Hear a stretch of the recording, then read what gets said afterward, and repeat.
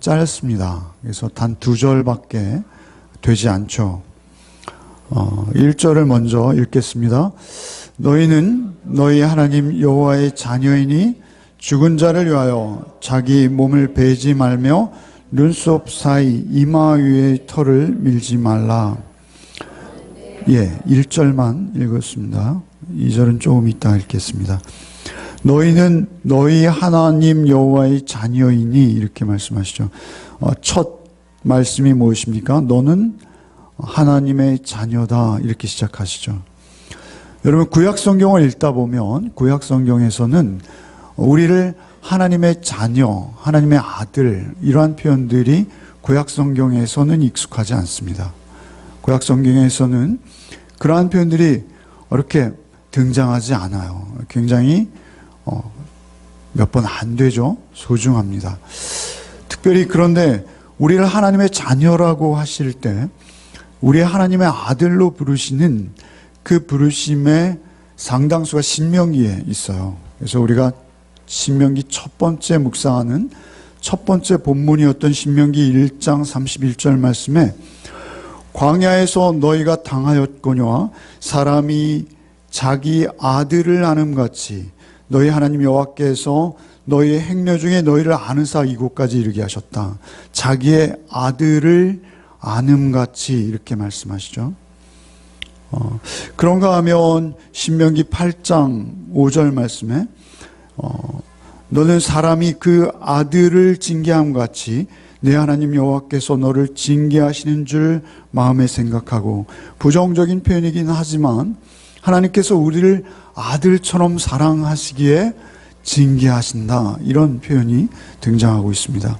그런가 하면 신명기 32장 5절 말씀에 역시 부정적인 표현이긴 하지만 그들이 여호와를 향하여 악을 행하니 하나님의 자녀가 아니요 흠이 있고 삐뚤어진 세대로다. 이렇게 그들이 잘못된 길로 가고 있을 때도 하나님께서는 그들의 자녀였던 것을 기억시키시는 것이죠. 그러니까 자녀라는 표현이 이렇게 등장하는 것이죠. 그런데 이 자녀라는 표현이 가장 먼저 그리고 집중적으로 표현된 곳 구약에서는 출애굽기 4장 22절입니다. 바로의 앞에서 하나님께서 이렇게 말씀하게 하시죠. 너는 바로에게 이르기를 여호와의 말씀에 이스라엘은 내 아들 내 장자라. 내가 내게 이르기를 내 아들을 놓아서 나를 섬기게 하라 하여도 내가 놓기를 거절하니 내가 내 아들 내 장자를 죽이리라 하셨다 하라 하시니라. 이렇게 말씀하시죠. 그러니까 내 아들 내 장자를 놓아서 광야에서 나를 예배토록 하라 이렇게 말씀하시고 그렇게 하지 않으면 내 장자를 죽이겠다 이렇게 말씀하시죠. 사실은 이것은 하나님이 우리를 아들 삼으시고 또한 그 아들로 우리를 되사시는 그 유월절, 그죠? 어린 양의 피를 뿌리는 그 유월절을 앞두고 하나님께서 이렇게 말씀하신 것이죠. 호세아는 이 말씀이 그 모든 사역의 중심이었어요. 호세아서 11장 1절 말씀에 이스라엘이 어렸을 때 내가 사랑하는 내 아들을 애굽에서 불러내었거늘 이렇게 말씀하시죠. 내가 내 사랑하는 아들을 애굽에서 불러내었다. 이사야 선지자는 이렇게 말씀하세요. 하늘이여 들으라 땅이여 귀를 기울이라 여호와께서 말씀하시기를 내 자식을 양육하였거늘 그들이 나를 거역하였도다. 우리를 양육하시되 당신의 아들처럼 우리를 참고 또 참으시면서 양육하였음에도 불구하고 우리가 끝없이 하나님을 거역하고 배반했다. 이렇게 말씀하실 때 역시 자녀라는 표현을 말씀하십니다. 오늘 본문이 그 중에 하나인 것이죠. 뭐라 하십니까? 너희는 너희 하나님 여호와의 자녀이니 이렇게 말씀하세요. 자녀이니 이것은 행하면 안 된다. 어떤 것을요? 죽은 자를 위하여 자기 몸을 베지 말며 눈썹 사이 이마 위에 털을 밀지 말라. 이렇게 말씀하세요. 여러분이 인간의 삶이요. 우리가 세상을 살면서요. 우리가 가장 충격적이고 또 인간이 가장 자신의 능력, 자신의 힘의 한계를 느끼는 때가 언제라고 여기십니까? 그것은 죽음입니다. 죽음. 죽음이 우리 앞에 왔을 때, 그리고 죽음을 맞이할 때 우리는 우리의 무능함을 철저하게 느낍니다. 죽음 앞에서 우리가 할 수 있는 것, 그 죽음 앞에서 우리가 할 수 있는 것이 너무 없다는 것을 우리는 느끼죠. 그런데 그때 죽음을 맞닥뜨린 그 고대인들, 그들이 반응하는 것은 무엇이었냐면 자기의 몸을 자해하는 거였습니다. 그때 당시 고대의 문서들이 있어요. 우가릿이라고 여러분 들어보셨을 터인데요. 고대의 그 진흙판이나 또는 돌판에 보면 그 당시의 풍속들이 나오는데 그 우가릿 문자로 기록되어진 그 내용들은 무엇이냐면 사람이 죽으면요, 자기의 머리 털을 밀기도 하고요. 그리고 자기의 몸을 칼로 그어서 상처를 내기도 했습니다. 근데 그렇게 하는 이유는요, 그들의 토속신앙의 배경이 있습니다. 그 영혼들이 자기들을 해코지할 수도 있고 또 그 영혼을 다스리는 어떤 신이 있는데 그 신적 존재가 그 영혼을 뺏어간 것에 대한 어떤 섭섭함이라고 해야 될까요? 저항이라고 해야 될까요? 그러한 의미가 있다고 합니다. 그런데 그러한 일들은 너희는 절대 하면 안 된다라고 말씀하시는 것이죠. 죽은 자의 영혼이 산자에게 영향을 미친다라고도 여기는 것입니다. 우리 조상들도 역시 유대교 아래서 우리가 제사를 지내지 않습니까? 49제를 지내고 3년 심효살이를 하고 그리고 매년 말이죠. 우리가 조상에게 음식을 차려놓고 전 참 그 제사 드리는 장면을 보면 숙연해요. 그죠? 그들이 간절한 마음으로 수저를 옮겨 놓기도 하고 뭐 이렇게 하잖아요. 그죠? 반찬을 따라서. 그들이 비는 것은 오직 그 조상신이 자신들에게 복 주기를 비는 것이겠죠. 어찌되었던 그들이 섬김의 마음으로 하던 복을 비는 마음으로 하던 그들이 죽은 자를 숭배하는 의식인 것이죠. 그 고대인들은 그 의식의 표현으로 머리를 밀고요. 그리고 몸에 상처를 내는 일을 했습니다. 그러나 너희는 그러면 안 된다는 것입니다. 왜요? 하나님의 자녀이기 때문에, 하나님께서 너희를 택하셨기 때문에. 신약적으로 말하면 무엇이죠? 하나님께서 우리를 구원해 내셔서 우리를 성전 삼으시고 우리 안에 거하시기 때문에, 그래서 우리는 우리의 것이 아니라 당신의 아들의 피로 값주고 되사신 하나님의 소유가 되었기 때문에죠. 신약적으로 표현하면 너는 하나님의 자녀이기 때문에 그렇게 하면 안 된다.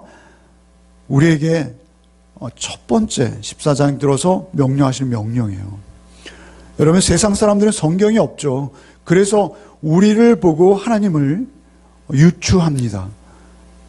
우리가 죽음 넘어 저편에 아무것도 없는 것처럼, 내지는 세상 사람들이 믿는 식으로 악한 영으로 되어서 그들이 구천을 헤매고 있다라는 식으로 우리가 받고 믿고 있다면 우리의 삶은 세상과 전혀 다르지 않은 것입니다. 오히려 어려움을 겪을 때 우리가 죽음 앞에서 세상 사람들은 우리를 통해서 그 믿음을 보기 원합니다. 그리고 오히려 성경을 읽을 수 있다는 것이죠. 우리의 삶을 통해서. 그래서 우리는 그들 앞에서 어떻게 반응해야 합니까? 데살로니가 전서 4장 13절에 형제들아, 자는 자들에 관하여는 너희가 알지 못함을 우리가 원치 아니하노니 이는 소망 없는 다른 이와 같이 슬퍼하지 않게 하려 함이라. 제가 그 순교자 묘역 있지 않습니까? 합정동에 있죠. 순교자 묘역에 가서 지금 뚜렷하게 기억에 남는 것은 그 묘비에 새겨진 문구들이에요. 선교사님들은 외국에서 오셨죠. 그런데 한글로 또박또박 기록해 두었죠. 거의 묘지마다 이런 문구가 동일하게 반복되는 것을 보았습니다. 여기 누구누구 선교사님 잠들다. 잠든다라는 표현을 쓰는 것이죠. 그들이 깨어난다는 것입니다. 다시 산다는 것입니다. 하나님께서 그들을 당신의 유업, 당신의 유산으로, 당신의 소유로 삼으셨기에 우리와 영원히 같이 있기를 원하시고 또 그렇게 하셨다라는 것이죠. 고린도전서 15장 12절 이하의 말씀, 그리스도께서 죽은 자 가운데서 다시 살아나셨다 전파되었거늘 너희 중에 어떤 이들은 어찌하여 죽은 자 가운데서 부활이 없다 하느냐? 만일 죽은 자의 부활이 없으면 그리스도도 다시 살지 못하셨으리라.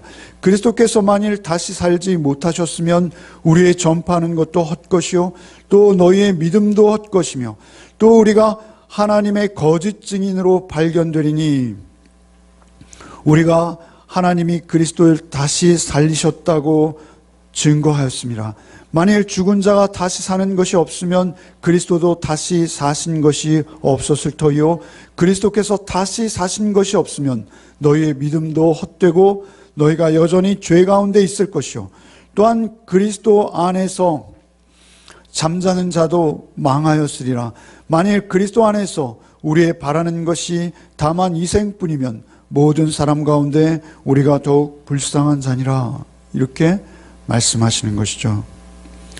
그렇습니다. 그렇게 우리는 죽음 앞에서도 오히려 담담할 수 있는 것입니다.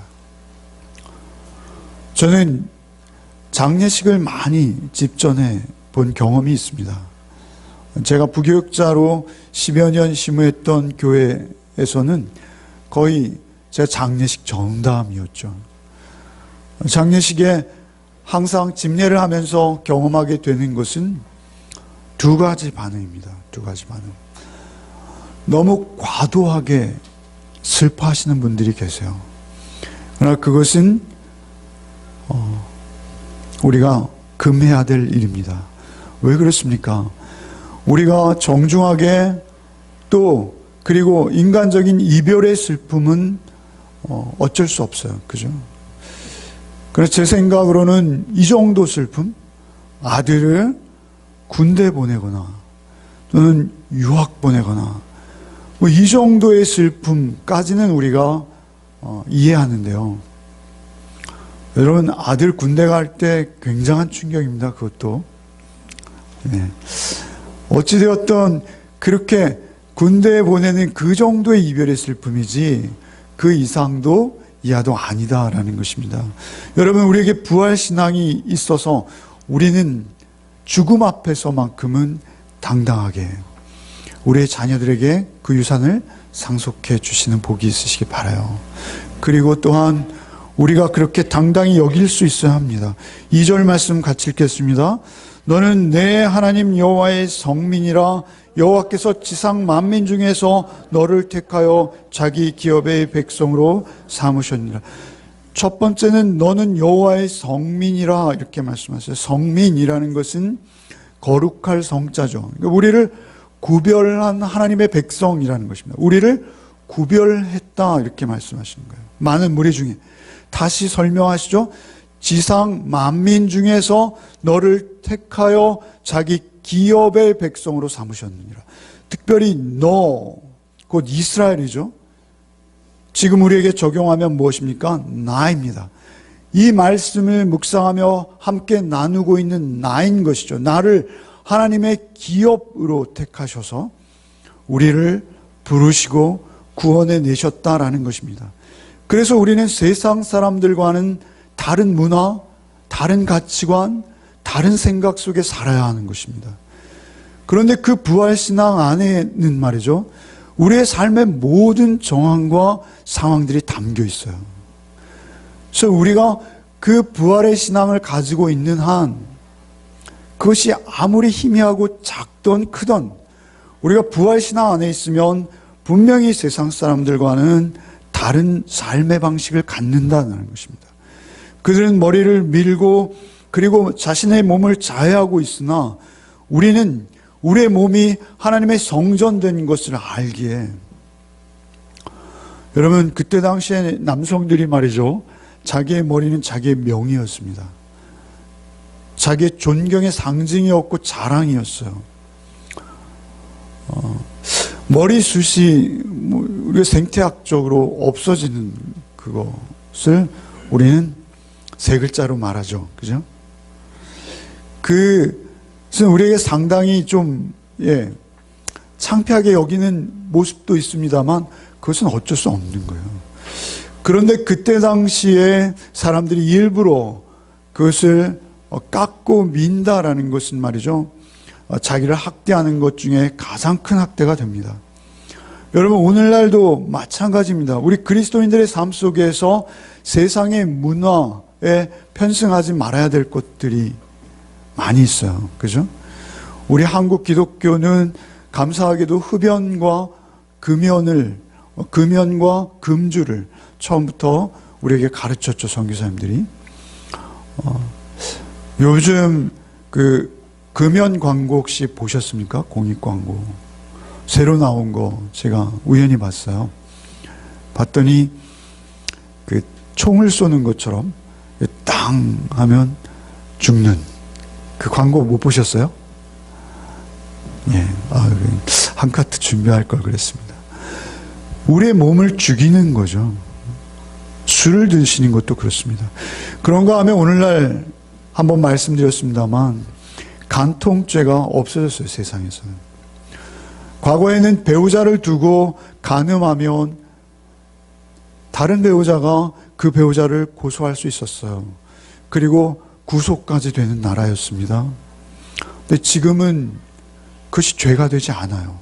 법률상으로도 죄가 되지 않아요. 세속입니다. 세상이 그렇게 되어 있습니다. 세상이 그렇게 가고 있어요. 자살도 그렇고요. 그런가 하면 여러분 문신하는 것도 우리에게 너무 익숙해졌어요. 과거에는 목욕탕에서 이렇게 용을 이렇게 문신했다든지 그런 사람들 보면 저도 괜히 으시시했습니다. 좀 이렇게 피해요. 그죠? 등 좀 밀어주세요. 뭐 이런 거 혹시 당할까봐 멀리 앉게 되죠. 그런데 요즘은 그렇지 않습니다. 평범해 보이는 친구들도 그런 문신들을 해요. 그런가 하면 제가 즐겨보는 어떤 민박집 여주인도 문신을 많이 하셨더라고요. 그러니까 우리에게 이렇게 우리의 몸에 관련해서 우리가 세상 문화와 세상의 조류에 따라가는 것, 그것은 우리에게 안 된다는 것입니다. 우리의 몸은 내 것이 아니라 주님의 것이 된 것이죠. 우리는 우리의 몸을 가장 보배롭게 여겨야 합니다. 시편 33편 12절 말씀이 오늘 말씀과 가장 동일한 말씀일 것이죠. 여호와로 자기 하나님을 삼은 나라, 곧 가나안이죠. 하나님의 기업으로 빼신 바 된 백성은 복이 있도다, 이렇게 말씀하시는 것이죠. 하나님의 백성으로 빼신 바 되신 당신의 기업. 이 기업이라는 단어는 말이죠, 제가 늘 강조하죠. 그죠? 성경에서 목, 상속 또는 유산 이렇게 번역되기도 하죠. 네, 그렇습니다. 그 기업은 하나님께 가장 보배롭다는 거예요. 하나님이 가장 아끼신다는 거예요. 그런가 하면 놀랍게도 하나님께서는요, 우리의 기업이 되어주신다, 이렇게 표현하세요. 사실 오늘 이 본문은요, 이 본문에 이어지면서 다시 기업이란 단어가 18장 2절 말씀에 등장하고 있는데요. 18장 2절 말씀에 중간에 보면 이렇게 말씀이 삽입되어 있습니다. 여호와께서 그들의 기업이 되심이니 라고 말씀하세요. 제사장들을 일컬으시면서 형제 중에 기업을 가지지 않을 것은 여호와께서 그들의 기업이 되심이니 라고 말씀하시죠. 우리 제사장은요, 그때 당시에 제사장만이 아니라 우리 모두가 베드로전서 2장 9절 말씀처럼 왕 같은 제사장이에요. 우리가 제사장 직분을 가졌어요. 그래서 우리가 제사장인 것입니다. 그런 우리를 향해서 여호와께서 그들의 기업이 되심이니 라고 말씀하시는 것은 여호와께서 우리의 소유가 되신다는 거예요. 내가 하나님의 소유임과 동시에 하나님도 누구의 소유라는 거예요? 내 소유라는 것입니다. 하나님께서 우리의 소유가 되어주신다는 거예요. 사실은 이러한 말씀이 성경에 자주 반복되세요. 민수기 18장 20절 말씀에 여호와께서 또 아론에게 이르시되 너는 이스라엘 자손의 땅의 기업도 없겠고 그들 중에 아무 분깃도 없을 것이나 나는 이스라엘 자손 중에 내 분깃이요 내 기업이니라 이렇게 말씀하시죠. 제사장들에게 계속 반복하시는 나는 네 기업이다 이렇게 말씀하세요. 원고에 없습니다만 일부에서 생각이 나는 것은 성경 전체의 주제는 말이죠. 요한복음 14장이나 15장으로 가서도 보면 말이죠.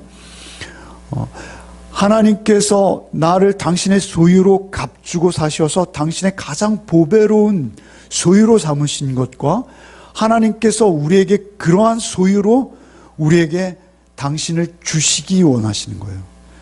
성경을 한마디로 말한다면 나는 너의 하나님이 되고 너는 내 백성이 되었다. 이 말씀인 거예요. 나는 너의 하나님이 되었고 너는 내 백성이 되었다. 이것이 성경을 한 줄로 줄인 요약이 될 수 있다는 것이죠. 지난주 말씀에 우리가 아브라함이 갈 바를 알지 못하고 떠났다 이렇게 말씀하셨죠. 그 말씀의 표현이 이렇게 되어 있어요. 믿음으로 아브라함은 부르심을 받았을 때 순종하여 장래 기업으로 받을 땅에 나아갈새 갈 바를 알지 못하고 나아갔다 이렇게 표현하죠. 그러니까 장래 기업으로 받을 땅 그것이 하나님의 나라예요. 그죠? 가나안 땅이요 우리의 천국이라는 것입니다. 그 가나안 땅을 기업으로 받을 것을 알기에 갈 바를 알지 못하고 순종한 것이죠. 여러분 우리의 삶은 말이죠. 다 그 구원과 연관되어 있어요. 그 구원을 제외하면 우리의 삶은 설명이 안 됩니다. 여러분 이스라엘 역사에 보면 가장 슬플 때가 언제예요? 그것은 바벨론에게 포로될 때요. 바벨론에 그들의 왕이 두 눈이 뽑히고 철사로 눈이 묶여서 말 잔등에 그 철사에 매달려서 그들의 왕이 말이죠. 유다의 왕이 끌려가고 백성들이 줄줄이 포로가 되어갈 때 그 예레미야 애가에 그들이 포로로 끌려가면서 그들의 백성들 일부가 하나님 앞에 돌이킵니다. 예레미야를 포함해서 그들이 이렇게 하나님께 노래하고 있어요. 예레미야 애가 3장 24절에 내 심령에 이르기를 여호와는 나의 기업이시니 그러므로 내가 저를 바라리라 이렇게 기도하고 있어요. 그러니까 그 포로로 끌려가는 그 상황에서도 여호와는 나의 기업이다 라고 고백하고 있어요. 여호와가 여러분의 소유이십니까? 여러분이 여호와를 지니셨습니까? 여호와 하나님이 여러분 안에 계실 때 나도 하나님의 것이 되는 것입니다. 하나님의 것, 내 것, 나 하나님의 것 이렇게 되는 것입니다. 성경은 늘 그것을 우리에게 말씀하세요. 그렇기 때문에 이 세상에 있는 모든 다른 것들, 하나님을 제외한 다른 것들, 그것은 우리에게 극히 가볍고 사소한 것이 되는 것입니다. 그 믿음이 우리의 이 땅의 삶을 결정하는 것입니다. 이 땅에 있는 모든 것이 전부인 것처럼 여기고 우리가 영원히 살 것처럼 살아가는 그 태도가 세상 사람들의 일반적인 태도라면 우리는 언제나 나그네 행인인 것을 잊지 않는 것입니다. 어떤 어린아이가 백혈병에 걸렸다고 하죠. 아이가 백혈병에 걸린 거예요. 그래서 시한부 생명이 된 거죠. 아이에게 죽음을 설명해야 하는데 부모로서 차마 그 죽음을 설명하기 힘든 거예요. 아이가 죽음을 어떻게 받아들일까? 아이가 죽음을 어떻게 이해할까? 고민하던 부모는 아이에게 이렇게 설명을 한 거죠. 얘야, 내가 하나님께서 너를 부르셔서 네가 이제 이사를 하게 되었다. 네가 이제 이사하게 되었는데 그것은 이 나라가 아니다. 하나님의 나라다. 그 나라로 우리도 곧 이사 갈 거야. 그런데 하나님께서 너를 먼저 부르셨구나. 엄마도 그 나라로 이사 갈 거고 아빠도 그 나라로 이사 갈 거야. 우리 다시 만나자. 그런데 너는 이 이사에 대해서 너무 슬퍼하거나 섭섭해하지 말아라. 이런 식으로 설명을 한 거죠. 그런데 놀랍게 그 아이가 백혈병이라는 병이 그렇잖아요. 그래서 학교 생활을 했는데 학교에 가면서 자기의 가장 아끼고 소장했던 장난감을 하나씩 둘씩 가지고 나르는 거예요. 학교에 가서 친구들에게 나누기 시작하는 거예요. 야, 난 이사하게 됐대. 참 그렇죠. 참 그래서 주께서 이렇게 말씀하셨는지 모르겠어요.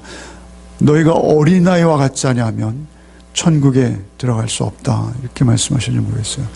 우리는 성령의 도우심을 통해서 그 믿음을 붙들기 원하고 또 그 믿음 안에 늘 있기 원하고 성령의 도우심으로 때때로 그 천국의 삶을 맛봅니다. 그러나 우리가 늘 그 천국의 삶 속에 거하지는 못하는 것이 우리의 형편일 수 있어요. 그런데 어린아이는 그 부모의 말을 그대로 믿는 것이죠. 여러분, 그렇게 우리 안에 하나님이 오셔야 합니다. 그리고 그 하나님께서 우리의 단 하나의 가장 큰 보물, 보화가 되어야 되는 것이죠. 나에게 하나님께서는 그 기업을 상속하시기 원하시는 것입니다. 여러분, 바울 사도는 이렇게 설명하세요. 사도행전 20장 32절 말씀인데요. 에베소 장로들과 이별하게 되었어요. 이제 죽기 전에 에베소 장로들을 다시 볼 수 있는 기회가 없어요. 그래서 그들에게 이렇게 설명하세요. 사도행전 20장 32절 말씀에 지금 내가 너희를 주와 및 그의 은혜의 말씀에 부탁하노니 그 말씀이 너희를 능히 든든히 세우사 거룩하게 하심을 입은 모든 자 가운데 기업이 있게 하시리라. 이렇게 말씀하세요. 거룩함을 입은 모든 자 가운데 기업이 있게 하시리라. 성민, 거룩하게 구별되었다는 것은 하나님이 당신의 소유로 우리를 따로 세우시고 하나님의 영원한 나라의 백성 삼으셨다라는 것입니다. 그래서 기업이 있게 하려 하심이라는 그 기업이라는 단어가 바울 사도의 입을 통해서 에베소 장로들에게 들려지는 것이죠. 그런데 그들이 기업이 있게 될 수 있는 조건은 뭐라 하십니까? 말씀이라고 하세요. 말씀에 의탁하여. 그러니까 우리는 그 말씀으로 구분되는 것입니다. 그런가 하면 사도행전 26장 18절 말씀에 바울 사도는 바로 나도 주님으로 말미암아 그 빛으로 부르심을 입어서 그 기업으로 분별되었다 이렇게 말씀하시거든요. 사도행전 26장 18절 말씀에 그 이스라엘의 총독 그리고 그 왕 그들에게 이렇게 간증합니다. 26장 18절 말씀에 그 눈을 뜨게 하여 어둠에서 빛으로 사단의 권세에서 하나님께로 돌아가게 하고 죄사함과 나를 믿어 거룩하게 된 무리 가운데 기업을 얻게 하리라 하셨나이다. 그러니까 주님께서 그에게 나타나셔서 하신 말씀 뭐예요?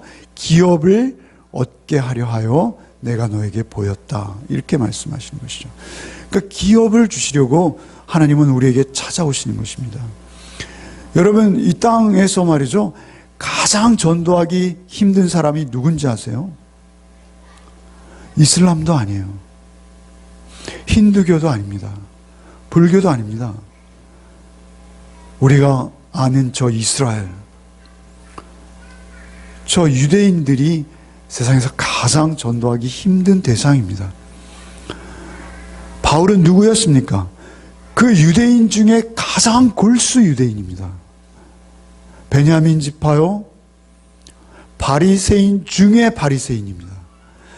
자기의 의로움이 가득해서 오직 나의 의로움으로 하나님 앞에 나의 선한 행위로 구원받는다라는 그 생각에 꽉 붙들려서 하나님께 구원받을 여지가 전혀 없었던, 그러나 그에게 하나님께서 빛으로 나타나셔서 그를 당신의 소유 삼으시고 스스로 자기가 고백하였듯이 죄인 중에 괴수요, 회방자요, 핍박자요, 포행자였던 나를 하나님께서 당신의 기업으로 삼으셨습니다.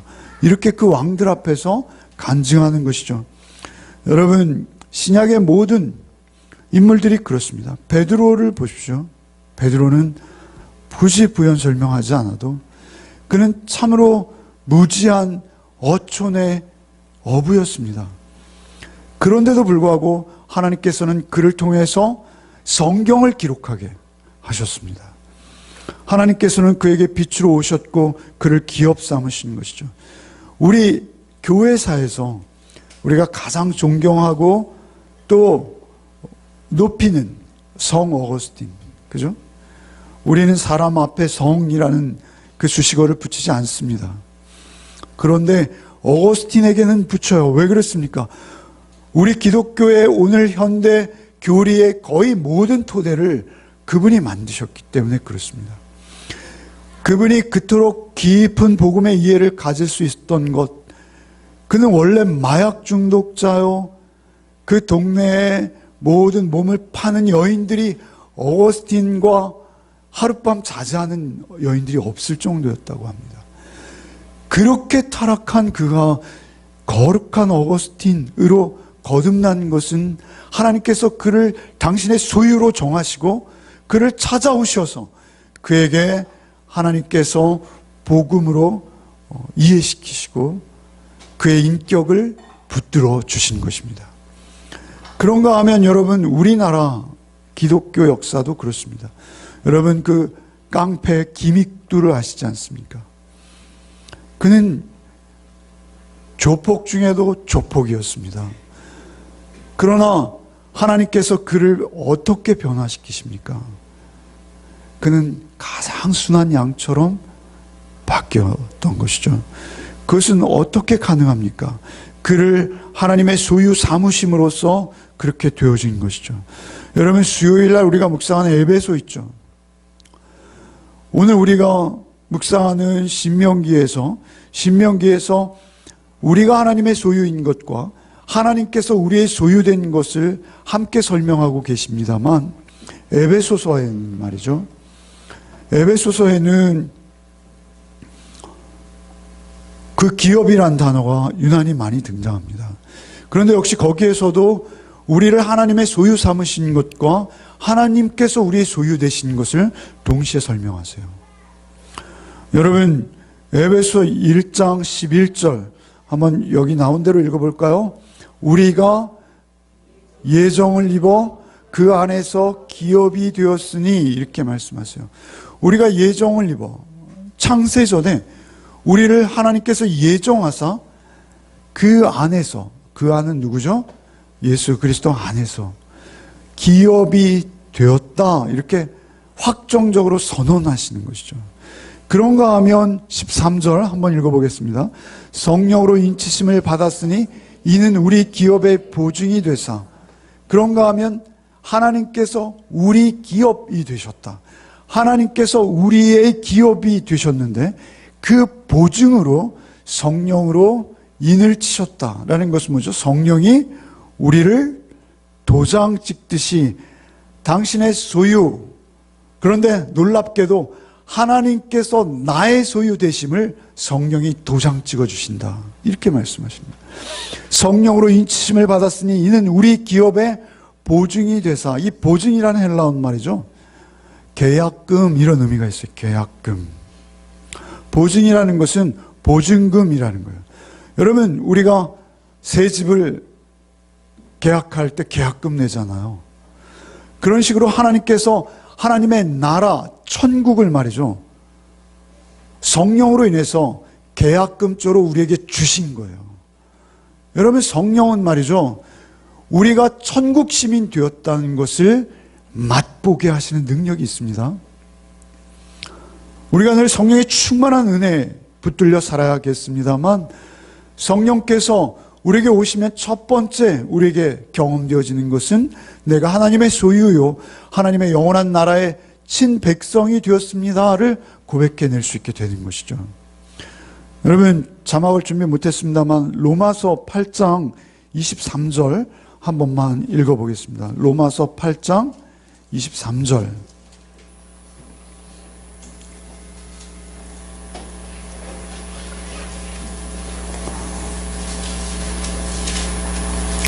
로마서 8장 23절 한번 같이 읽어보겠습니다. 그뿐 아니라 또한 우리 곧 성령의 처음 익은 열매를 받은 우리까지도 속으로 탄식하여 양자될 것 곧 우리 몸의 속량을 기다리느라. 양자, 우리는 입양자예요. 주님이 친자이세요. 어찌되었던 여기 지금 23절에 뭐라 하세요? 그뿐 아니라 또한 우리 곧 성령의 처음 익은 열매를 받은 우리까지도 성령의 처음 익은 열매를 우리가 받았다는 거예요. 성령의 처음 익은 열매를 우리가 받았어요. 열매를 받았다는 거예요. 우리 자신이 열매죠, 하나님 앞에. 그죠? 그런가 하면 사실은 하나님도 우리의 열매이세요. 그래서 열매를 받았어요, 우리가. 이 표현을 우리 에베소서 수요일날 강의할 때 제가 설명드렸는데요. 로이드 존스 목사님이 이렇게 표현하세요. 열매는요, 우리가 그 가을에 열리는 열매들 있잖아요. 그 열매들 말고 밀도 열매죠. 그죠? 그래서 밀이 무르익어서 밀이삭이 고개를 숙였을 때 이스라엘 농부들이 그 밀을 밭에서 수확해요. 그래가지고 그 밀을 가지고 돌아와서 자기의 아내에게 여보, 이것으로 우리 빵 좀 한번 빚어봐. 이렇게 준다는 것이죠. 우리 지금 밭에 익은 저 열매들로 우리가 맛볼 수 있는 그것을 좀 미리 맛보게 잘 되었나? 저 열매들이 무릇 잘 익었나? 이것으로 한번 빵 좀 빚어봐. 해서 그것으로 빵을 빚는다는 것이죠. 그것을 맛보기라고 하는데요. 그 맛보기, 그 처음 익은 열매가 성령으로 우리에게 주어졌어요. 그래서 그 열매로 말미암아 우리가 이 땅에서도 문득문득 하나님의 나라를 맛볼 수 있다는 거예요. 첫 열매로 우리에게 주어졌어요. 우리가 여기서 놀랍게도 하늘 맛을 보게 하신다는 거예요. 성령께서. 그러면 성령께서 여러분에게 오셔서 여러분이 천국을 사는 것과 같은 그러한 맛 보고 계시죠? 반응이.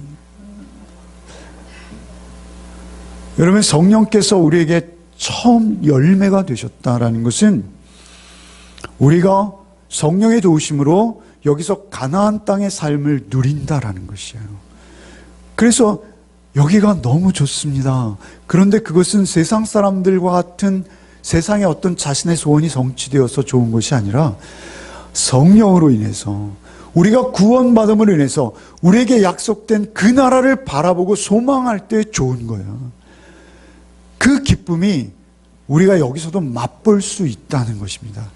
그 기쁨을 우리가 맛보며 사는 거예요. 여러분 그 기업 말이죠. 유산은요, 유산, 상속, 목, 그랬죠? 그것은 죽음으로만 성취됩니다. 그렇지 않습니까?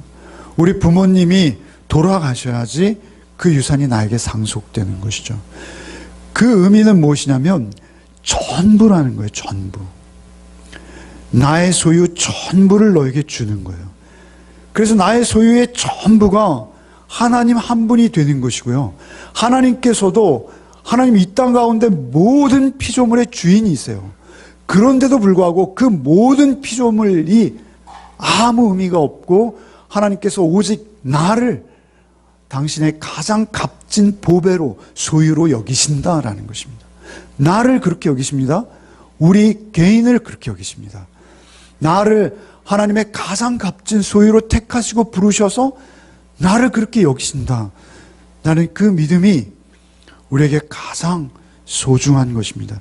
그래서 우리는 하나님의 자녀로서 우리 삶을 사는 거예요.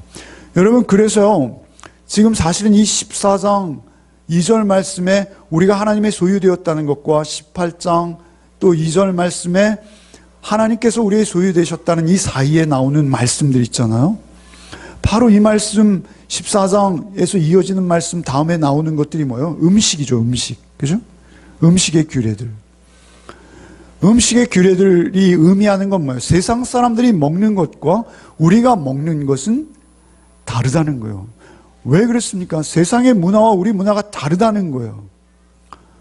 우리 집에 TV를 하나 샀습니다. TV 없이 엄청 오래 지냈는데요. TV를 하나 샀어요. 그런데 놀라운 것은요, 요즘 TV는 다 그런가요?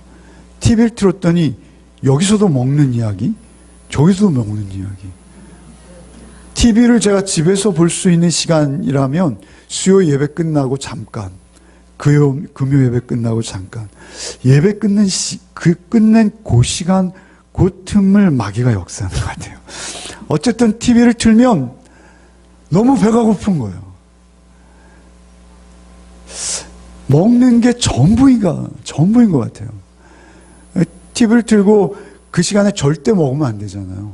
10시, 11시. 그죠? 예배 끝나고 집에 가면요, 수요일 날, 금요일 날 11시 돼요. 그때 먹는 거예요. TV를 틀지 말아야 되는데, TV를 틀고 그 유혹을 못 참는 거예요. 우리는 우리의 몸을 학대하면 안 되는 것이죠. 음식이 나오죠. 그 다음에 또 뭐가 나옵니까? 종의 규례가 나오죠. 종의 규례가 뭐예요? 종 면제해줘라. 7년 부렸니? 그러면 자유를 줘라. 세상 사람들은요, 어떻게 하든 자기의 종 삼으려고, 어떻게 하든 갑이 되려고, 을이 아니라 갑이 되려고 우리 삶 사는 게 목적 아닙니까? 우리 삶의 목적이 정말 갑질이 우리의 삶의 목적이 아닌가 싶어요. 그들만 갑질하는 것이 아니라 우리도 역시 비정규직보다는 정규직이 되고 싶고, 그걸 위해서 우리가 모든 우리의 삶의 그 자양분들을 투자하지 않습니까? 공부하고, 그죠? 부지런히 움직이고, 기회를 잡고. 바로 그 음식 문제, 그 노예, 종의 문제. 근데 종을 풀어주라는 거예요. 풀어주라는 거예요. 왕이 나오죠, 그 다음에. 그죠? 제사장 나오죠. 왕인데 세상의 왕이 아니잖아요. 어떤 왕이에요? 섬김의 왕인 거예요. 병거를 많이 두지 말라. 그건 뭐예요? 권력으로 하나님 대신 힘삼지 말라. 아내를 많이 두지 말라. 왜요? 권력으로 하나님 대신 힘삼지 말라.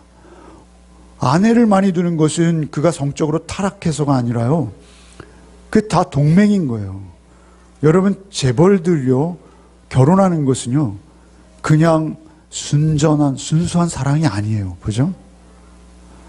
뭔가 정략이 그 결혼 관계에도 들어가 있어요. 재벌들만 그런가요?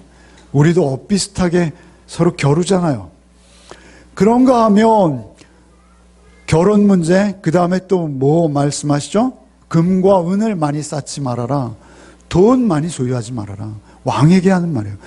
더군다나 너희 형제 중에 내가 왕이 되었으니 형제들을 섬기라. 그것이 구약의 왕이에요. 제사장도 그렇습니다.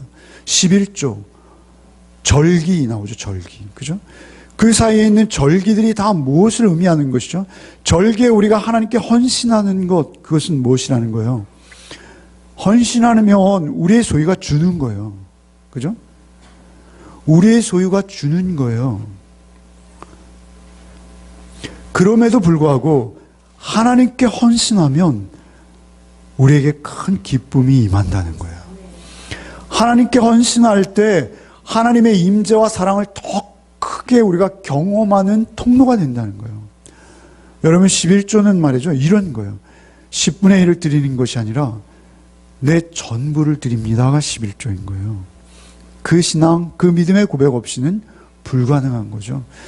그러니까 하나님이 나의 기업이십니다 에서부터 하나님은 나의 기업이십니다 사이에 우리가 세상 사람들과 다른 삶을 사는 그 삶의 모습들과 정황이 고스란히 들어가 있는 것입니다. 그리고 다시 거기에 대한 부연 설명이 이어지고 있는 것이죠. 그러니까 우리에게 있어서 가장 중요한 것은 무엇입니까? 내가 하나님의 소유요, 하나님은 나의 것입니다 라는 이 고백, 이 고백이 우리의 고백이 되어야 할 줄 믿습니다. 하나님께서는 하나님 전부를 주셔서 죽음으로 우리에게 상속하셨어요. 여러분 베드로전서 1장 19절에 오직 흠없고 점없는 어린 양 같은 그리스도의 보배로운 피로 한 것이라 이렇게 말씀하시죠. 히브리서 9장 12절 말씀에 염소와 송아지의 피로 아니하고 오직 자기 피로 영원한 속죄를 이루셨다 이렇게 말씀하세요. 하나님께서도 자신의 생명으로 우리를 유산으로 상속하시고 우리를 당신의 소유 삼으셨어요. 그렇기에 우리도 우리의 전부로 하나님을 우리의 소유 되게 하는 것입니다. 그것은 서로 쌍방의 계약이에요. 언약이에요. 언약. 하나님께서 그래서 우리를 당신의 손바닥에 새겼다 이렇게 하시는 거예요. 새겼다라는 건 뭐죠? 문신했다. 제가 한번 본문으로 설명을 드린 적이 있어요. 저 여인이 젖먹이는 자, 자기의 자녀를 잊어버릴지라도 나는 너희를 잊지 않겠다. 너는 내 것이다. 이렇게 말씀해요. 너는 내 것이다 라는 그 본문이 가장 정말 뜨겁게 고백되어진 곳이 어디입니까? 이사야서 41장이에요. 41장 1절로 7절 말씀인데요. 여러분이 눈으로 보셔도 좋고요. 제가 다른 번역 성경으로 읽어드리겠습니다. 이사야 41장 1절 그러나 이제 여호와께서 말씀하신다. 야곱아 너를 창조하신 분이 말씀하신다. 이스라엘아 너를 만드신 분이 말씀하신다. 내가 너를 건져주었으니 두려워하지 말라. 내가 내 이름을 불렀으니 너는 내 것이다. 내가 바다를 건널 때 내가 너와 함께 하겠고 내가 강을 건널 때 휩쓸려 가지 않을 것이다. 내가 불 속에 걸어갈 때 타지 않을 것이요 불꽃이 내 몸을 태우지 못할 것이다. 내가 강을 건널 때 휩쓸려 가지 않고 홍해를 건넜습니다.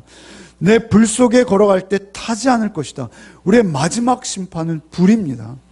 하나님께서 우리를 지키시겠다. 3절에 나는 내 하나님 여호와 이스라엘의 거룩한 자 내 구원자다.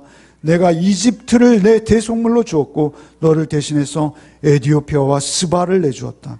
내가 내 눈에 소중하고 귀한 만큼 또 내가 너를 사랑하였기 때문에 내가 너를 대신해 다른 사람을 내주고 내 목숨을 대신해 다른 민족을 내주겠다. 내가 너와 함께 있으니 두려워하지 말라. 내가 동쪽에서 내 자손을 데려오겠고 서쪽에서 너를 모으겠다. 어디에 있든지 우리를 모으시겠다는 거예요. 내가 북쪽에다 그들을 풀어주리라 하고 남쪽에다 그들을 잡아두지 말라 하고 말하겠다. 아무리 멀어도 내 아들들을 거기서 데려오고 땅 끝까지 해서라도 내 딸들을 데려오게 하라.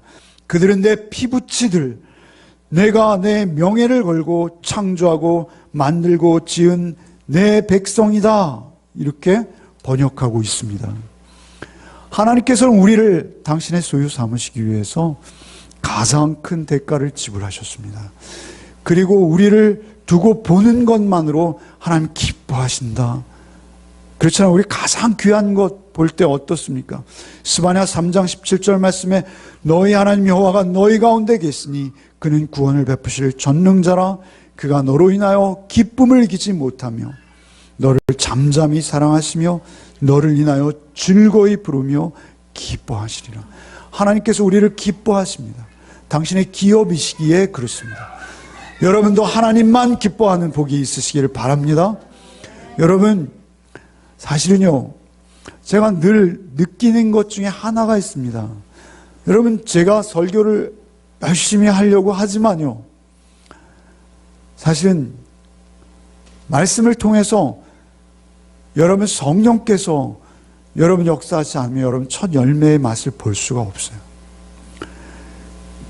그리고 성령께서 역사하지 않으면 여러분의 삶 속에서 그 천국의 삶을 누릴 수가 없어요.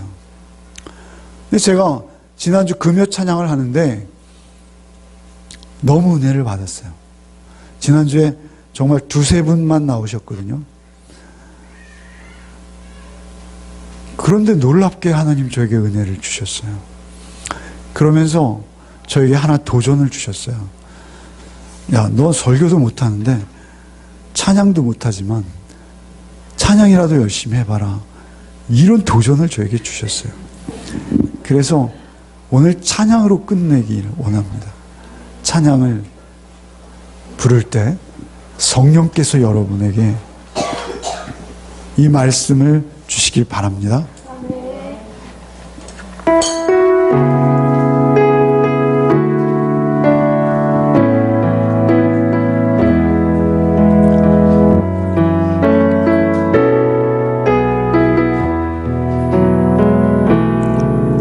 너는 부요해도 가난해도 너를 사랑하여 구원했으니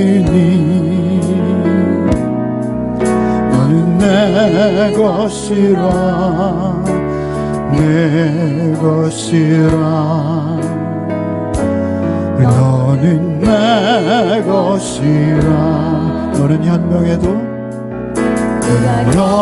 영영해도 미련해도 너의 지혜 되어 사용하리니 너는 내 것이라 내 것이라 너는 내 것이라 너는 내 것이라 너는 내 것이라 내 것이라 너는 내 것이라 너는 내 것이라 내 것이라 너는 내 것이라 너는 강하여도 강하여도 약하여도 너의 힘이 되어 일으키리니 너는 내 것이라 내 것이라 너는 내 것이라 너는 의로워도 너는 의로워 악하여도 악하여도 너를 나의 피로 가꾸었으니 너는 내 것이라 내 것이라 너는 내 것이라 너는 내 것이라 내 것이라 내 것이라 너는 내 것이라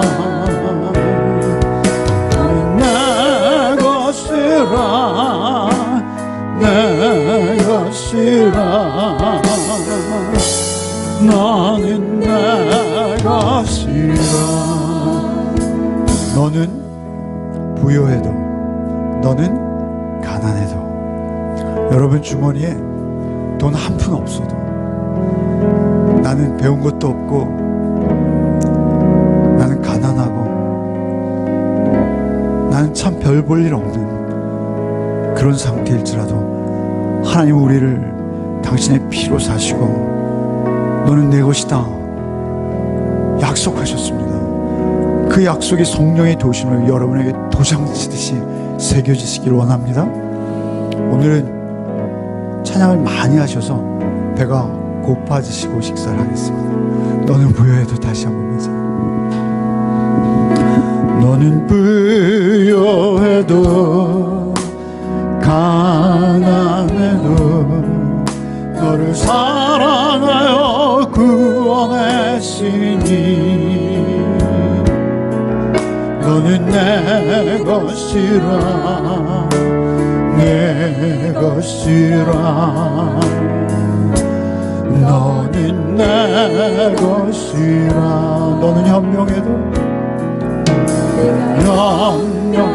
미련해도 너의 지혜 되어 사용하리니 하나님의 지혜를 주실 줄 믿습니다.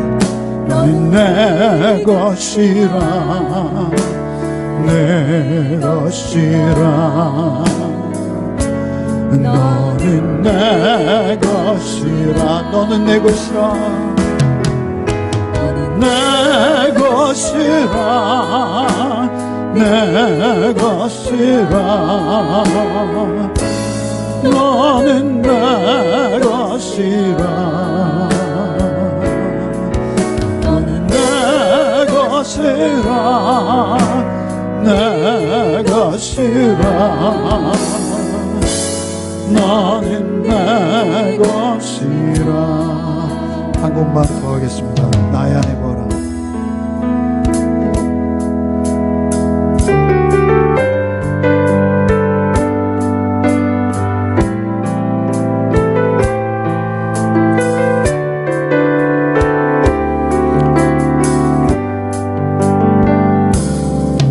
나의 안에 거하라. 나는 내 하나님이니 모든 환난 가운데 너를 지키는 사람. 두려워하지 말라. 내가 널 도와주니 놀라지 말라. 내 손 잡아주리라. 내가 너를 지명하여 불렀나. 내 것이라면 내 것이라 너의 하나님이라. 내가 너를 보배롭고 존귀하게 여기노라. 너를 사랑하는 내요. 나의 안에 거하라. 주님 우리와 동행하시기 원하십니다. 나의 안에 거하라. 나는 내 하나님. 주님 모든 환난 가운데 너를 지키는 사람. 두려워하지 말라. 내가 널 도와주니 놀라지 말라. 내 손 잡아주리라. 내가 너를 지명하여 불렀나. 너는 내 것이라 내 것이라 너의 하나님이라. 내가 너를 보배롭고 존귀하게 여기노라. 너를 사랑하는 내요. 내가 너를 지명하여 불렀나니 내가 너를 지명하여 불렀나니 너는 내 것이라며 내 것이라 너의 하나님이라. 내가 너를 보배롭고 존귀하게 여기노라. 너를 사랑하. 내가 너를 보배롭고 존귀하게 여기노라. 내가 너를 보배롭고 존귀하게 여기노라. 너를 사랑하는 내요. 내가 너를 보배롭고 존귀하게 보배롭게 여긴다는 건 내가 너를 내 기업으로 여긴다는 거예요. 보배롭게 여긴다.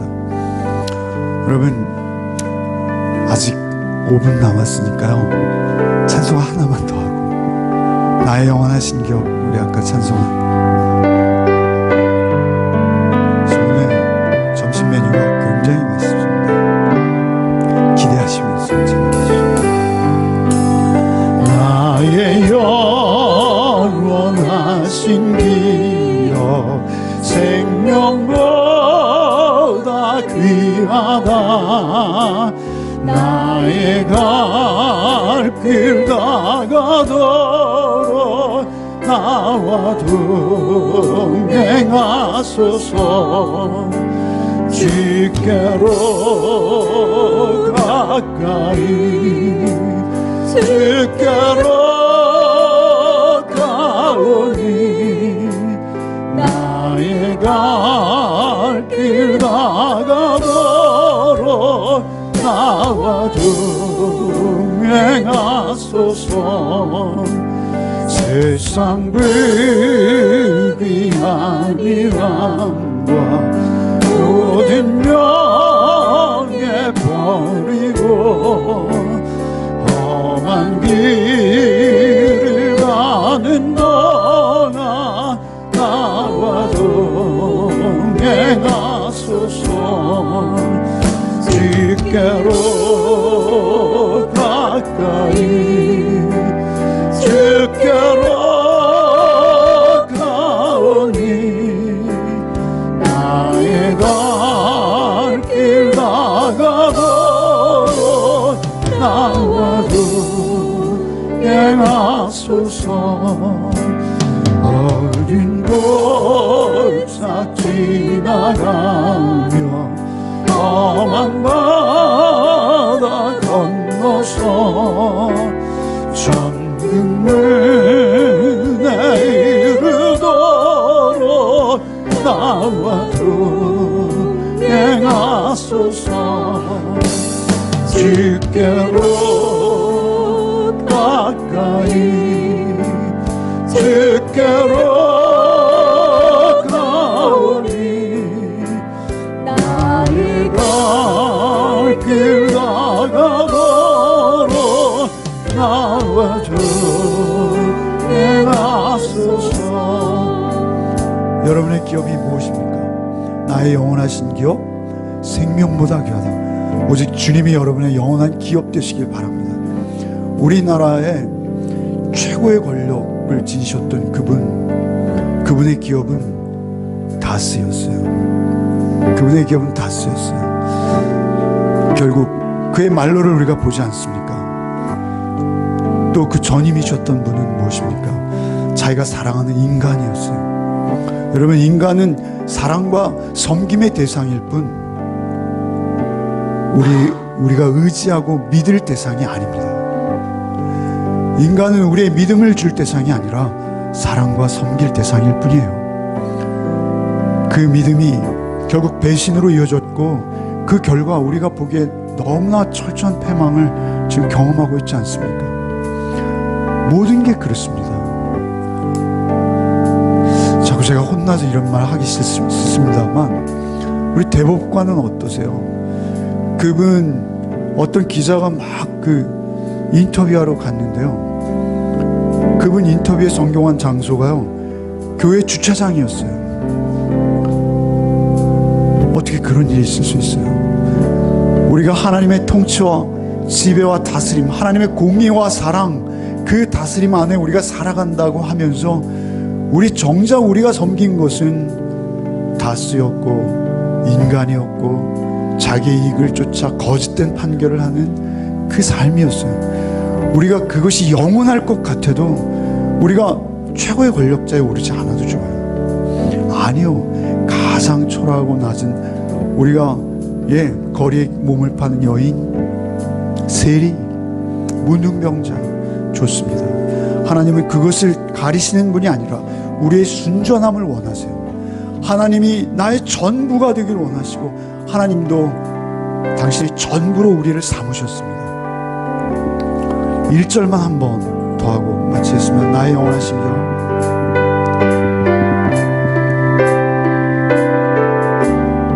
나의 영원하신 경,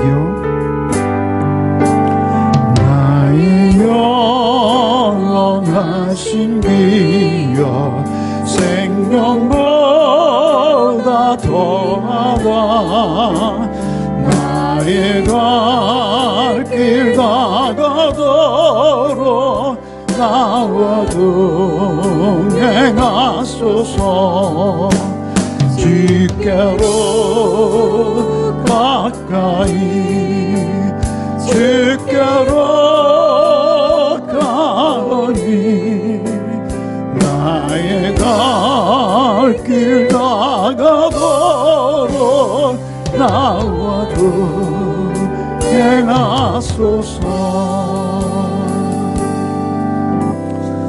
주님 감사합니다. 나를 주의 기업이라 하시고 또한 주께서 나의 기업이라 하시니 얼마나 감사한지요. 하나님, 세상의 부귀 안일함과 모든 명예 버리고 오히려 험한 길을 가는 동안 우리 주님과 온전한 동행하는 삶 이루기를 원합니다. 주의 말씀이 늘 우리 삶의 등이 되고 빛이 되게 하여 주셔서 늘 주와의 온전한 동행을 이루는 우리의 삶 되게 하여 주옵시되, 주의 나라에 이를 때까지 우리의 길을 다 가도록 오직 주의 말씀과 동행하는 우리의 삶이 되도록 축복하여 주옵소서.